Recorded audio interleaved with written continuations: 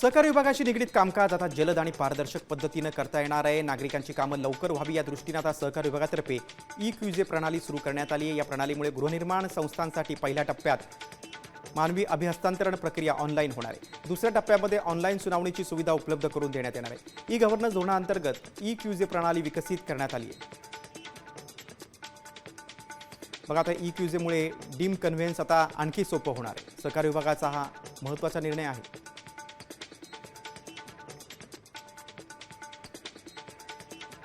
आता मी सहकार विभागाला सांगतो की सहकार विभागाने सगळ्यात पहिले त्याच्यावर आपल्या सेवा ऑनबोर्डिंग करायच्या आहे, जेणेकरून या सगळ्या गोष्टी म्हणजे त्या ठिकाणी नोंदणी असेल, थकबाकी असेल, वसुली असेल, बोर्ड असेल, सुनावणी असेल, सगळ्या गोष्टी या ऑनलाईन त्या ठिकाणी होतील आणि त्यातनं निश्चितपणे एक मला असं वाटतं की कोणालाही हेलपाटे मारण्याची गरज पडणार